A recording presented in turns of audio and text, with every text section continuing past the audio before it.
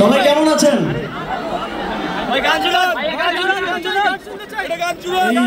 ডকুমেন্টারিটা দেখার পর ব্যর্থ কণ্ঠে বলা যায় না যে আমরা ভালো আছি, কেননা আমাদের যে ভাইয়েরা শহীদ হয়ে গেছেন আজকে এই স্বাধীন বাংলাদেশ আমাদেরকে উপহার দেওয়ার জন্য, আজ হয়তো এই কনসার্টে তাদেরও কেউ কেউ থাকতেন, আমাদের সাথে একসাথে এনজয় করতেন।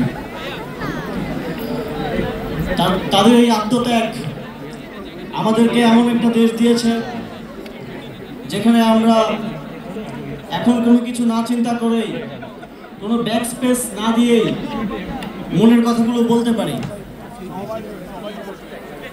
এখন আমরা সমালোচনা করতে পারি, আলোচনা করতে পারি, দেশ গড়ার জন্য নিজের মতামত ব্যক্ত করতে পারি, সেটা রিফ্লেকশন ঘটাতে পারি।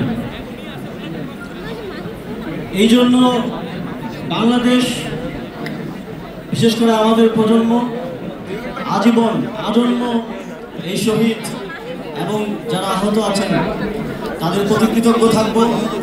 যেই স্বপ্ন দেখে তারা জীবন দিয়েছেন সেই স্বপ্ন বাস্তবায়নের জন্য আমরা একত্রে আবারও কাতারবদ্ধ হয়ে দেশ গড়ার যে লড়াই সেটা চালিয়ে যাব। এই লড়াই কি আপনারা আমার সাথে থাকবেন? আপনারা সবাই আছেন? এই শহীদদের রক্তকে কোনোভাবেই বৃথা যেতে দেওয়া যাবে না। আপনারা এনজয় করুন।